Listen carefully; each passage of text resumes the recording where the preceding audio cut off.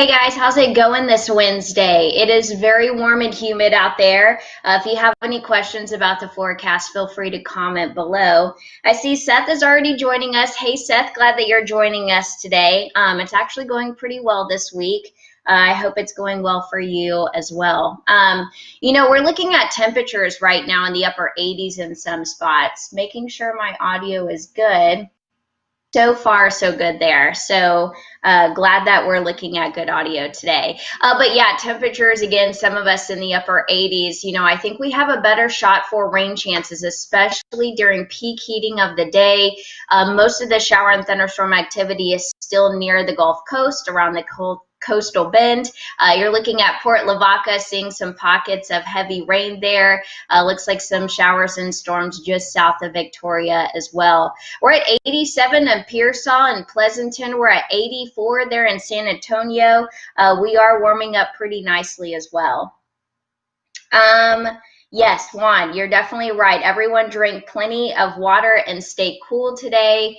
I think it is going to be similar to yesterday, temperature still well above normal in the upper 90s. And we are actually on track for the warmest July on record. We're actually tied with the average temperature. I talked about it in the 4 o'clock newscast yesterday. And our average temperature, it's not only highs, but also low temperature. So it kind of factors them together and you get that mean average temperature. So right now we are on track for the warmest July on record. Good morning. Any rain? And Alice Jones also wanting to know any rain in the forecast. Let's get right to it, you guys. Right now, the rain is to our southeast. With recent showers and storms that we've had around our viewing area, mold is not only heavy today, but it's very heavy. It's almost, I should say, 22,000. So it's almost 22,000 today. We're also adding pigweed to the charts today, and it looks like it is light at 40, and it will stay light at 40 during the afternoon hours as well. We're still in stage 1 water restrictions. Unfortunately, we're still looking at drought across our viewing area. Looking at Edwards Aquifer, we're now at 656.2. So a little drop compared to 24 hours ago. But the good news is the 10-day average is about 0.1 higher compared to yesterday. So remember, if the 10-day average drops below 650, that's when we'll get into the stage 2 water restrictions there. Looks like I've lost connection on one of my computers, so I'll try to get that connection going there. But yeah, stage 1 water restrictions still in place. We'll be watching that 10-day average to see if it falls below 650. But right now it keeps going up, and it has been the last couple of days. And Andrew's going to help me with my connection, so thank you so much. All right, so some of you are asking about rain chances today. We only have a 20% chance of rain. I think through the peak heating hours is when we'll see more showers and storms. It looks like they'll move south to north over our viewing area. Bexar County could also get a few pockets of heavy rain closer to about 5 to 7 p.m. this afternoon. We lose that daytime heating, and most of the showers and storms will really fizzle out. We'll keep the clouds in the forecast and temperatures above normal. Yesterday we hit 99 degrees, and we're expecting the same today. So we're still looking at heat indices well into the triple digits this afternoon. Jacob wants to know, is it going to rain this weekend in San Antonio? Jacob, so we actually have a summer cool front that's going to drift through parts of North Texas, and it looks like that cold front will start to really weaken once it approaches Central and South Texas. So most of the rain ahead of that front will move through our area. So that's why we've increased rain chances to a 40% on Saturday. So I think across the 7-day forecast, our best chance of rain will be Saturday. Ollie, are you excited about that? He's excited about that. He's right here. But yeah, so our best chance of rain will be Saturday during the day. So right now it stands at a 40% is what we're looking at.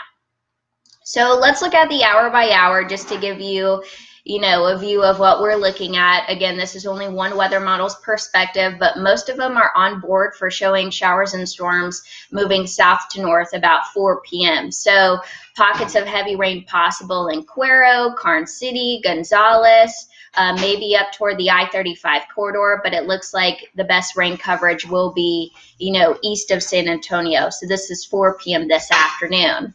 We'll keep slim rain chances about 6 to 7 p.m. So you see pockets of heavy rain trying to reach downtown San Antonio at this time. So that's why I think it's, we have a better shot of rain chances today. So we're still keeping rain chances slim. They'll be more isolated to scattered in nature, but we're not looking at any severe weather in the forecast. Keep the radar in your back pocket. Keep track of the cloud to ground lightning, the pockets of blinding rain. That'll overall be the main concerns this afternoon. And Jacob, you're very welcome.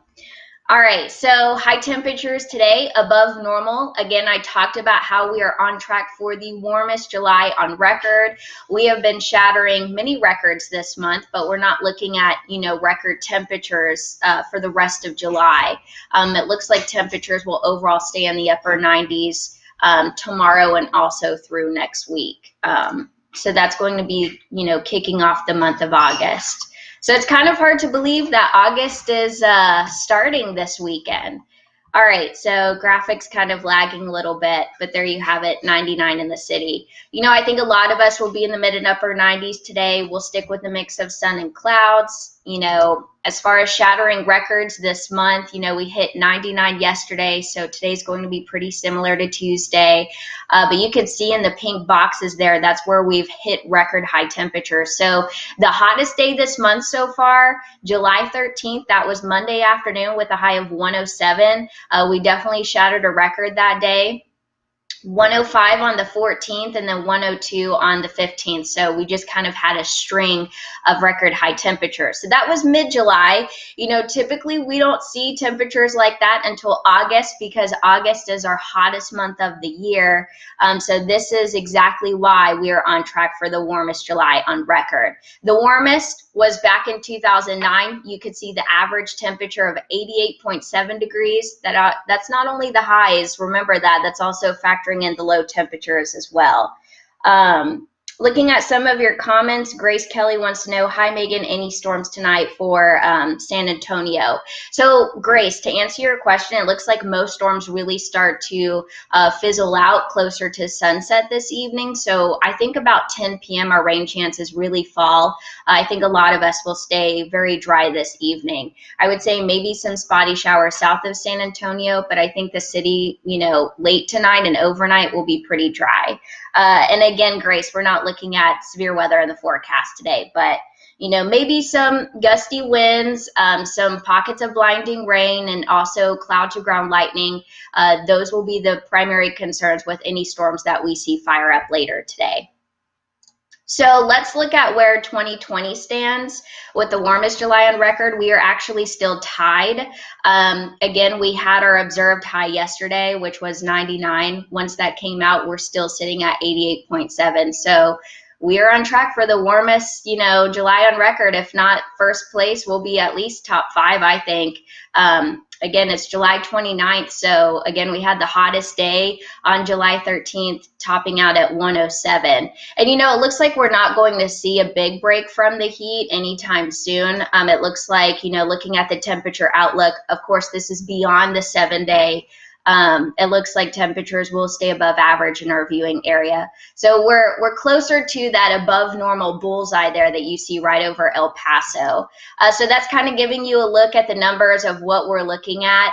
As far as the tropics, we're not seeing any impacts here in Texas, at least over the next 7 to 10 days. But portions of the Gulf of Mexico, like Florida, even Mobile, Alabama, will have to watch this system. This is potential Tropical Cyclone 9 and could become, our ice storm this year. So this is what we're looking at.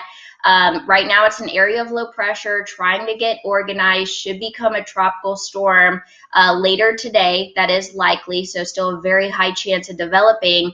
And right now, maximum sustained winds of 45 miles per hour. So that's kind of what we're looking at there. And it looks like by tomorrow morning, so at this time tomorrow, we'll see winds really pick up. So max sustained winds about 60 miles an hour. So that's a look at the tropics. If you're wondering, what is a potential tropical cyclone, it just means it's a disturbance that is not yet a tropical cyclone, and it allows the National Hurricane Center to issue advisories before it reaches, depression or even a tropical storm. So if it poses a threat to land, within the next 48 hours, the National Hurricane Center, they'll go ahead and issue, watches and warnings, which is what we saw there in the blues and yellows. So they already have tropical storm warnings and watches in place for, the Leeward Islands, Puerto Rico as well. So they're looking at, landslides, some flooding from the heavy rain of potential tropical cyclone 9. So, it's so important to pay attention to more of the impacts, versus the strength, so pay attention to the impacts, especially when it comes to, tropical systems there. Yeah, I know, Grace. Oh no to tropical storms. So yeah, it looks like it will become a tropical storm, later today. So that was the latest 10 a.m. advisory. So it looks like it's producing showers and storms. It's trying to get organized. And it looks like it'll move into a favorable environment as well. And by the way, I'll talk more about the tropics in the 4 o'clock newscast. So we'll be talking about the names, and I'm not going to give too much away, but there's some pretty interesting stuff with this this next tropical system.